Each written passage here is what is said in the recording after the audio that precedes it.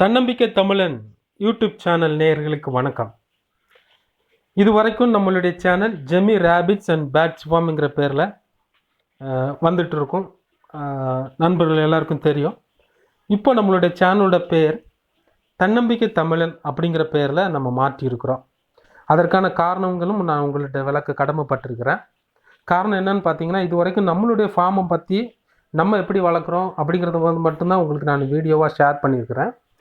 இனி வரும் நாட்களில் நம்மளுடைய நண்பர்கள் அநேகர்களுடைய ஃபார்முக்கு விசிட் பண்ணி அவங்க எந்த மாதிரியான பறவைகள் பட்சிகள் வளர்க்குறாங்க, முயல்கள் எப்படி வளர்க்குறாங்க, அவங்களுடைய கால்நடைகள் சார்ந்த தகவல்களை உங்களுக்கு தருவதற்காக தான் நம்மளுடைய சேனலை ஒரு பொதுவான பெயராக இருக்கட்டும் அப்படிங்கிறதுக்காக தன்னம்பிக்கை தமிழன் என்கிற பெயரில் நான் மாற்றியிருக்கிறேன்.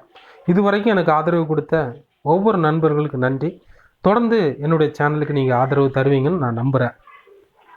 தனி மனிதனாய் ஒவ்வொருத்தரும் தன்னம்பிக்கையோடு செய்யப்படுகிற ஒவ்வொரு முயற்சிகளையும் இந்த சேனல் நிச்சயமாக உங்கள் மத்தியில் கொண்டு வந்து சேர்க்கணும்னு நான் நம்புகிறேன்.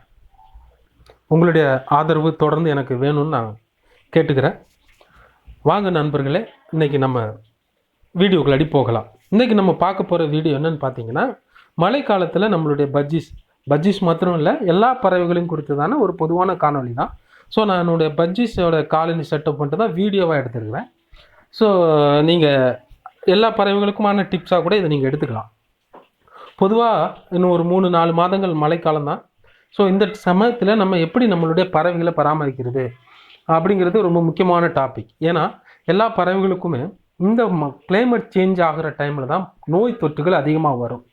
ஏன் அதனால் வருது அப்படின்னு பார்த்தீங்கன்னா, இயற்கை முறையிலே வளர்கிற பறவைகளுடைய ஹியூமினிட்டி பவர் அதிகமாக இருக்கும். நம்ம என்ன தான் ஆரோக்கியமான ஃபுட்டு கொடுத்தாலும் நாம் செட் பண்ணி கொடுக்குற ஒரு கூண்டுக்குள்ளாடி ப்ரீட் பண்ணுற ஒரு பறவைக்கான ஹியூமினிட்டி பவர் ரொம்ப குறைவாக தான் இருக்கும். ஸோ நோய் எதிர்ப்பு சக்தி குறைவாக இருக்கிறதுனால சின்ன கிளைமேட் சேஞ்சஸ் கூட பெரிய நோயை கொண்டு வந்து சேர்த்துரும். பொதுவாக காலனி செட்டப்பில் வச்சுருக்கிறவங்க ரொம்ப கவனமாக இருக்கணும். ஒரு பறவைக்கு நோய் தொற்று ஏற்பட்டால் கூட அது எல்லா பறவைகளையும் அஃபெக்ட் பண்ணும். ஸோ பொதுவாக இந்த கிளைமேட் சேஞ்ச் ஆகுது. இப்போ நல்ல வெயில் இருந்தது, அப்புறமா மழை வந்துருச்சு, இப்போ இனிமேல் பனியும் அதிகமாக இருக்க போகுது. ஸோ இந்த சூழ்நிலையில் நம்ம எப்படி பறவைகளை பராமரிக்கணும் அப்படிங்கிறதுக்கான ஒரு சில குறிப்புகளை மட்டும் நான் தரேன். பொதுவாக நம்மளுடைய கூண்டு செட்டப்பை ரொம்ப கேர்ஃபுல்லாக பார்த்துக்கணும். எந்த சூழ்நிலைகளையும் மழை தண்ணி உள்ளே வரவோ, சாரல் விழவோ, மழை தண்ணி உள்ளே தேங்குவதற்காக இடம் கொடுக்கக்கூடாது. அப்படி இருந்துச்சுன்னு சொன்னால் அதை உடனே அவாய்ட் பண்ணுறதுக்கான வழிகளை செஞ்சுருங்க. அது மழை தண்ணி தேங்கி நிற்கிறதுனால அதை சாப்பிட்டாலும் பட்சிங்களுக்கு அந்த தண்ணி குடிக்கும்போது நோய் வந்துவிடும், நிச்சயமாக வரும். அதே போல் சாரல் வந்தாலும் அந்த சாரலில் அது மழை நனைந்தாலும் நிச்சயமாகவே அதற்கான நோய்கள் கண்டிப்பாக வர ஆரம்பிக்கும். ஸோ அதை நீங்கள் கண்டிப்பாக ஒன்று அவாய்ட் பண்ணி ஆகணும். ரெண்டாவது ஃபுட்டு. இந்த நேரங்களில் நீங்கள் ரெகுலராக கொடுக்குற ஃபுட்டே கொடுக்கலாம். அதில் எந்த விதத்துலையும் கீரைகள் கொடுக்க வேண்டாம். ஒருவேளை உங்களுக்கு கீரை கொடுக்கணும் அப்படின்னு தோணுச்சுன்னா வாரத்துக்கு ஒரு முறை துளசி கொடுங்க. வேற எந்த கீரையும் நீங்கள் பயன்படுத்தாதீங்க. கோதுமை கொடுக்கணும்னா கூட சுடு தண்ணியில் ஊற வச்சு கொடுங்க. மற்றபடி நீங்கள் சீட் மிக்ஸ் கொடுக்குறது, தெனை கொடுக்கறது மட்டும் கொடுங்க. கீரைகளை பயன்படுத்துறதை நிறுத்துங்க. மூன்றாவது நீங்கள் பார்க்க வேண்டியது, கூண்டு மழை காலங்களில் இருளாக இருக்கும்.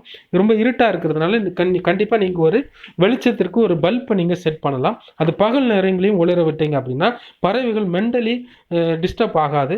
எப்போவுமே இந்த குளிரை தாங்குகிற கெப்பாசிட்டி அதுக்கு இருக்கிறதா ஃபீல் பண்ணிக்கும்.